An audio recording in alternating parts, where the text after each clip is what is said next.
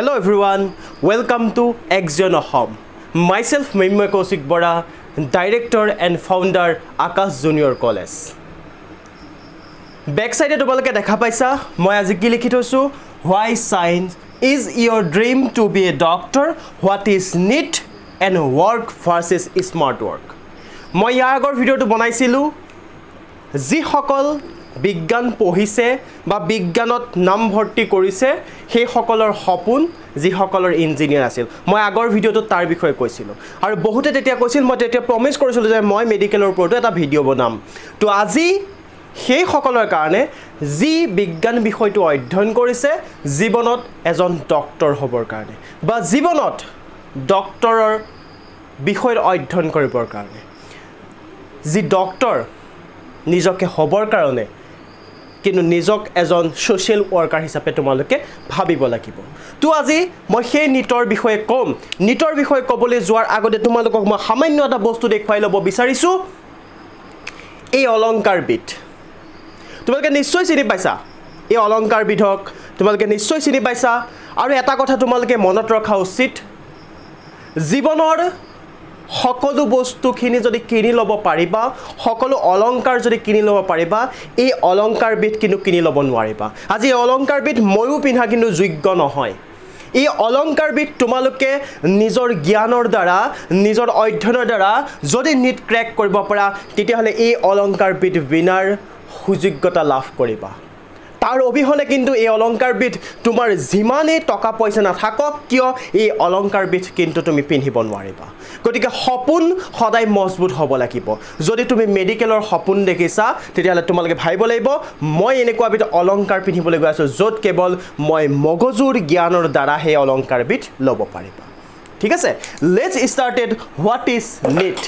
Okay NEET কি হয় National Entrance Eligibility Test. Actually, ইয়াৰ আগতে AIPMT বুলি পৰীক্ষাবিলাক আৰম্ভ হৈছিল ঠিক আছে AIPMT বা ডিফাৰেন্ট ধৰণৰ ষ্টেট ওয়াইজ পৰীক্ষাবিলাক হৈছিল তাৰ আগতে আমাৰ CEE AIPMT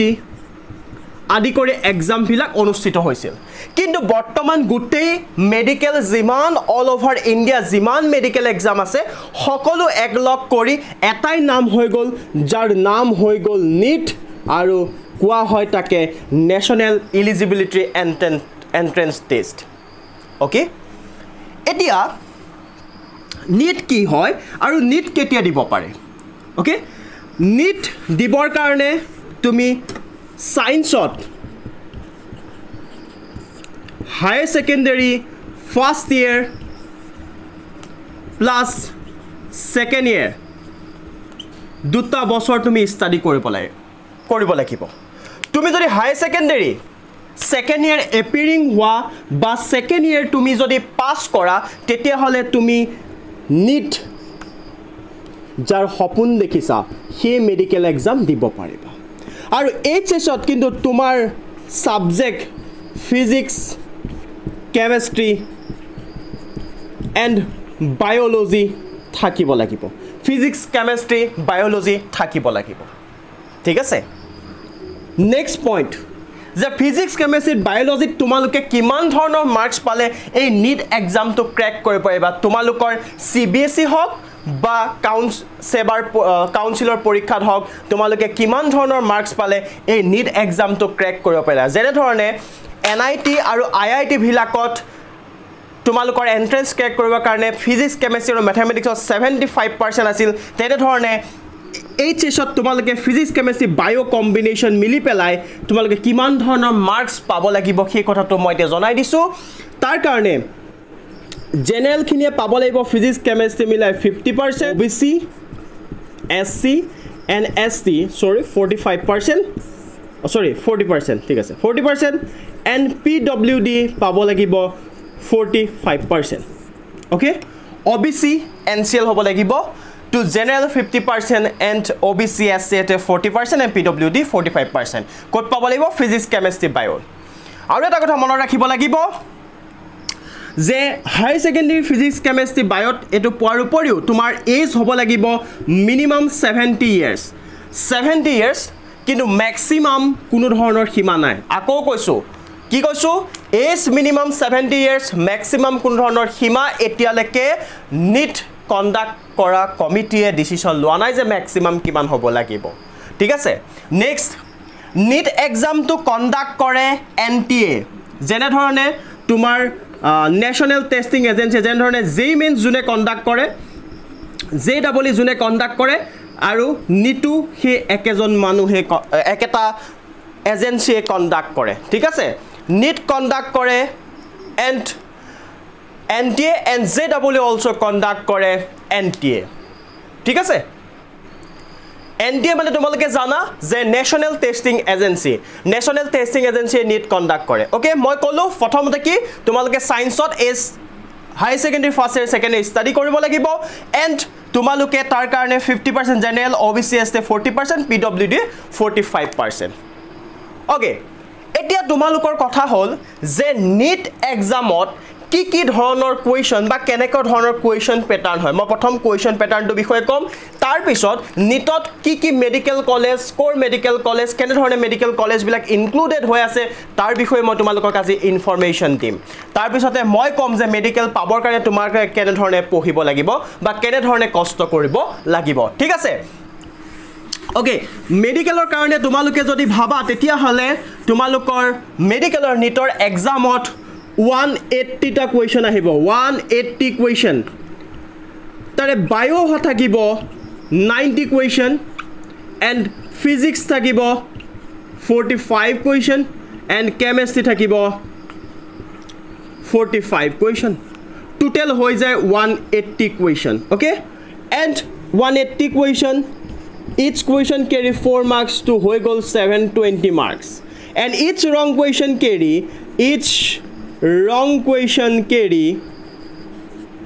-1 marks each wrong question er karone tomalke -1 paba and 720 marks or exam hoy biophysics chemistry aru time hoise 3 hours that is 180 minutes okay 180 minutes তোমালোকে কৰিব লাগিব 180 টা কোৱেশ্চন 3 hours তোমালোকে 720 মাৰ্কস কৰিব লাগিব চিন্তা কৰিব নালাগে ভয় খাব নালাগে 180 মিনিটত 180 টা কোৱেশ্চন আৰু এই এক্সামটো পেন এন্ড পেপাৰ বেসড হয় ই যেনেকে আমাৰ অনলাইন বেস এক্সাম আছিল জেই মেন যেনেকে pen and paper JEE Main যেনেকে অনলাইন বেস আছিল এই নিট এক্সামটো পেন এন্ড পেপাৰ বেসড হয় ঠিক আছে pen and paper based exam হয় এই নিট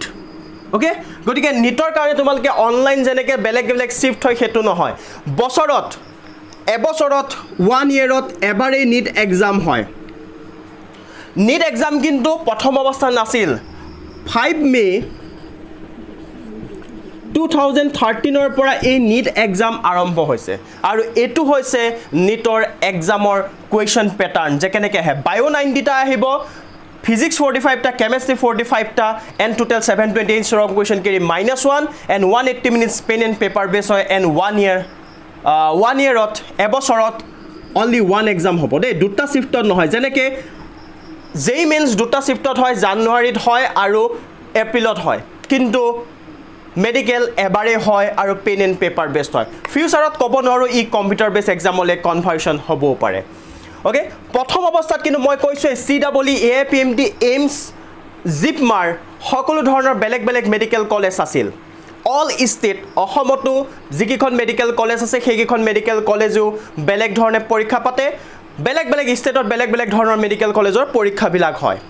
তাৰ পিছত কি কৰিলে সকলো মেডিকেল কলেজৰ পৰীক্ষাবিলাক একলগ কৰি একেলগে নিটত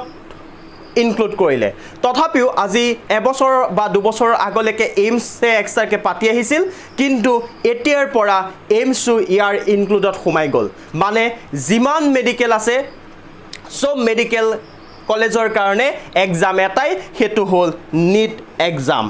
ওকে এটা নিট এক্সামৰ কাৰণে তোমালোকৰ কেনেকুৱা ধৰণে পঢ়িব লাগিব বা কেনেকুৱা ধৰণে প্ৰিপাৰেচন কৰিব লাগিব এতিয়া শুনা নিট এক্সামৰ ৰুল আছে যে আমাৰ অসমৰ ষ্টুডেন্টৰ কাৰণে মই কৈছো আসাম ষ্টুডেন্টৰ কাৰণে মই এক্সাম্পল আসামে লৈছো আসামৰ বাহিৰৰখিনি নাই লোৱা এতিয়া অসমৰ কাৰণে অসমৰ মেডিকেল কলেজৰ ওপৰত আমি জানিব লাগিব অসমত জিএমচিএইচ আছে Guwahati medical college and hospital AMCH আছে Assam medical college and hospital SMCH আছে Silchar medical college and hospital তেনেকৈ কেইবাখনো মেডিকেল কলেজ আছে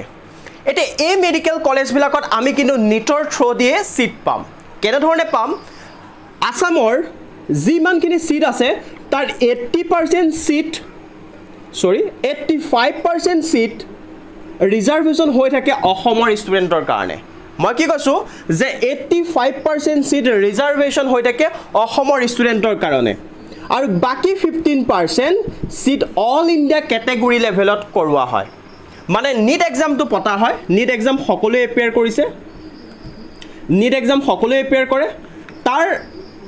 এতিয়া অসমৰ পৰা যিমানখিনি পৰিছে তাৰ ষ্টুডেণ্টৰ 85% অসমৰ কাৰণে ৰিজাৰ্ভেশ্যন থাকিব মানে সেই 85% সিটত অসমে পাব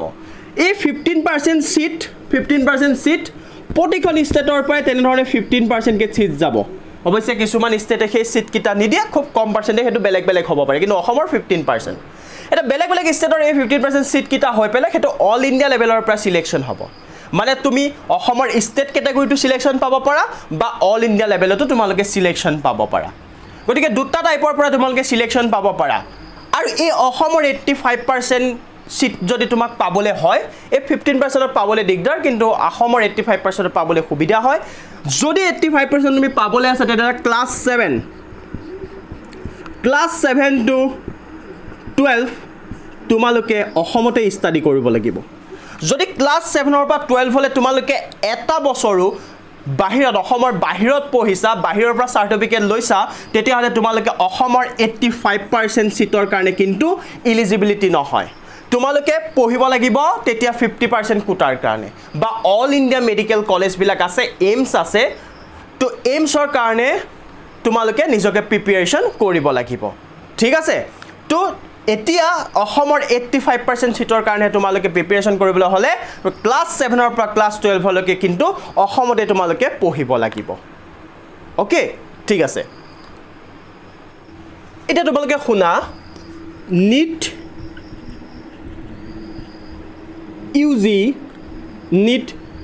ইউজি এণ্ড নিট পিজি দুটা এক্সাম হয় আৰু তোমালোকে দিবা NEET UG NEET PG after MBBS বা বিডিএছ ওকে তোমালোকৰ এই নিট ইউজিটো হ'ব কিহৰ কাৰণে দুটা ডিগ্ৰীৰ কাৰণে যাৰ সেই হাৰ্ডাল কিনিব নোৱাৰা এমবিবিএছ এণ্ড বিডিএছ এমবিবিএছৰ ফুল ফৰ্মটো হৈছে bachelor of medicine and bachelor of surgery bachelor of dental surgery is BDS তো এই দুটাৰ কাৰণে নিট ইউজি হয় তোমালোকে নিট ইউজি এপিয়াৰ কৰিবা এটা কথা হল মই অসমৰ 85% সিটৰ বিষয়ে কৈও আছিলো ঠিক আছে অসমত টোটাল 6খন মেডিকেল কলেজ আছে বৰ্তমান ইনক্ৰিজ কৰি আছে নগাঁও মেডিকেল কলেজ যেনে ধৰে ইনক্ৰিজ কৰিছে তো তেনে ধৰে মেডিকেল কলেজ বিলাক ইনক্ৰিজ কৰি গৈ আছে তো 765 ৰ পৰা ইনক্ৰিজ কৰি 900 মান সিট ইনক্ৰিজ কৰিছে ঠিক আছে 765 ৰ পৰা সিট ইনক্ৰিজ কৰি 900 সিট কৰিছে এতিয়া আমাৰ এই 900 সিটৰে 15% সিট যদি আমি কাট কৰি দিও সেই 50% সিট তেওঁলোকে লৈ যাব আৰু বাকি যিখিনি সিট থাকিব সেইখিনি অসমৰ ষ্টুডেণ্টৰ কাৰণে ৰিজাৰ্ভেশ্যন হৈ থাকিব ঠিক আছে আৰু মই কৈছোৱে নিটৰ বয়সৰ ক্ষেত্ৰত কৈছো কি পাব লাগে কৈছো কেনেধৰণে পাব লাগে এতিয়া টোটাল এইমছ কেইখন আছে আমাৰ কাখৰ স্ক্ৰিনত তোমালোকে দেখি পাবা এইমছ আমাৰ 15খন আছিল বাট ইনক্ৰিজ কৰি এতিয়া টোটাল 22খন এইমছ হল তো তোমালোকে 22খন এইমছৰ নাম তোমালোকে কাখৰ মোৰ স্ক্ৰিনৰ কাখত তোমালোকে দেখি আছে যে 22খন এইমছ কি আছে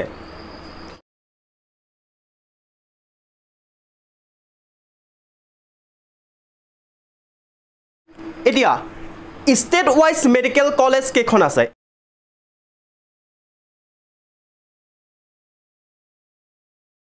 ঠিক আছে তো এইখিনি মেডিকেল কলেজ আৰু এইখিনি এইমছ মিলি পেলাই হৈ আছে আমাৰ অল ওভাৰ নিট এতিয়া আমাৰ কিছুমানৰ হেপাহ থাকে যে আমি নিজৰ ষ্টেটৰ মেডিকেল কলেজ বিলাক আমি অসমৰ কথা কৈছো অসমৰ মেডিকেল কলেজ বিলাকত তো পঢ়াৰ ইচ্ছা থাকে তথাপিও বাহিৰৰ কোন কিখন মেডিকেল কলেজ টপ আৰু সেই কিখন মেডিকেল কলেজ কি হয় তাৰ বিষয়ে জানিবলৈ আমাৰ মন থাকে তো মই তোমালোকৰ স্ক্ৰিনত দেখুৱাই দিছো টপ 25 মেডিকেল কলেজেছ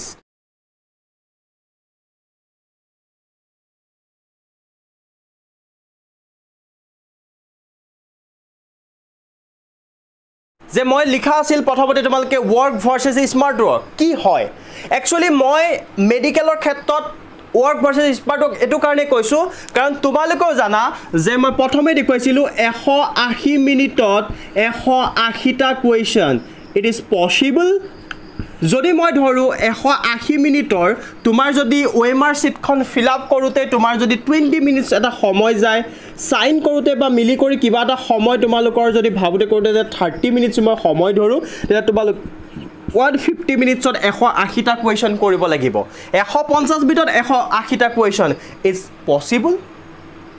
গতিকে আমি যেনেকৈ কাম কৰোঁ সেই কাম কৰা মেথডটো এপ্লাই কৰিলে হ'ব আমি স্মাৰ্টলি কৰিব লাগিব আমি স্মাৰ্ট ৱৰ্ক কৰিব লাগিব কাৰণ আমি এটো কাৰণে স্মাৰ্ট হ'ব লাগিব যে আমি কুৱেশ্যন প্যাটাৰ্ন কেনেকৈ সলভ কৰিম মই তাৰ বিষয়ে পিছত কম যে বায়োলজি সাৰে বায়োলজি ক'ব তোমাৰ কেমিষ্ট্ৰি সাৰে মই ফিজিক্স পঢ়াম গতিকে মই ফিজিক্সৰ বিষয়ে কম কেনেধৰণে কুৱেশ্যন প্যাটাৰ্ন হয় গতিকে তুমি প্ৰতিজন টিচাৰৰ পৰা নিট যদি ক্ৰেক কৰিব মন আছে এটা কথা শিকিবা যে যেহেতু বায়োলজি 90টা কুৱেশ্যন বায়োলজি মই কেনে ধৰণে সলভ কৰিম কম সময়ত এটা কথা মই তোমালোকক কৈ দিও যে তোমালোকে খুব ফাষ্টকে কৰিব পাৰিবা বায়োলজি এণ্ড কেমিষ্ট্ৰি কাৰণ কেমিষ্ট্ৰি কিছুমান তোমালোকে তাত ম্যাথমেটিক্যাল থাকে এণ্ড ফিজিক্সত তো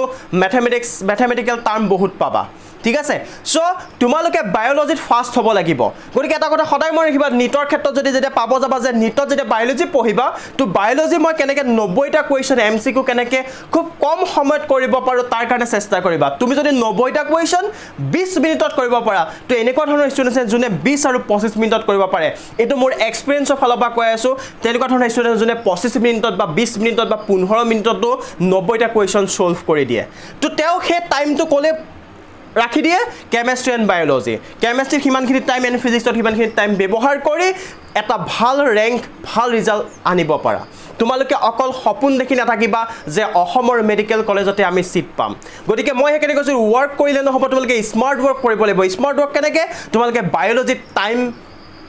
কমাব লাগিব কাৰণ বায়োলজিত টাইমটো যেহেতু ম্যাথমেটিক্যাল নাথাকে তুমি তাত টাইম কম ব্যৱহাৰ কৰিব পাৰিবা তাৰ পিছতে তোমালোকে কেমিষ্ট্ৰিত কিছু সময় দিব লাগিব এণ্ড ফিজিক্সত দিব লাগিব আৰু মনত ৰাখিব লাগিব এটা কথা তোমালোকৰ এমসিকিউ প্ৰেক্টিছ বহুত বেছি থাকিব লাগিব যাতে ভুল হ'ব নোৱাৰে যাতে তুমি কুৱেশ্যন কৰোতে কনফিউজন লাগিব নোৱাৰিবা তাৰ কাৰণে তোমালোকে বহুত ধৰণে প্ৰেক্টিছ তোমালোকৰ ৰাখিব লাগিব ঠিক আছে মই ফিজিক্স পঢ়াম গতিকে মই ফিজিক্সত কম তোমালোকক যে তোমালোকে কেনে ধৰণে নিটৰ কাৰণে প্ৰিপাৰেচন কৰিবা জেডব্লিউ কাৰণে কেনে ধৰণে প্ৰিপাৰেচন কৰিবা গতিকে তোমালোকে এটা কথা কৈ দিও বায়ো আৰু কেমিষ্ট্ৰি তোমালোকে তেনে ধৰণে প্ৰিপাৰেচন কৰিবা যাতে তুমি স্মাৰ্টলি তুমি নিজকে প্ৰেজেন্ট কৰিব পাৰা ঠিক আছে আৰু মই তোমালোকক আজি গুটেই কথাখিনি কলো যে ষ্টেট ওয়াইজ কেনে ধৰণে আছে নিট কেনে ধৰণে হয় ফিজিক্স কেমিষ্ট্ৰি বায়োলজি কেনে ধৰণে এক্সাম দিব পাৰি ষ্টেট ওয়াইজত কি ধৰণৰ সিট আছে অসমত কিমান ধৰণৰ মেডিকেল কলেজ আছে তো অসমৰ মেডিকেল কলেজত তুমি কেনে ধৰণে পঢ়িব পাৰিবা সেই গুটেই কথাবিলাকৰ বিষয়ে তোমালোকে গম পালা আৰু তোমালোকৰ যদি ভিডিওটো ভাল লাগিল আৰু ভিডিওটোৰ পৰা কিবা শিকিব পাৰিছা বুলি ভাবিছা তেতিয়া হলে ভিডিওটো লাইক কৰিবা শেয়াৰ কৰিবা সাবস্ক্ৰাইব কৰিবা আৰু comment must be koriba comment koriba okay subscribe my channel thank you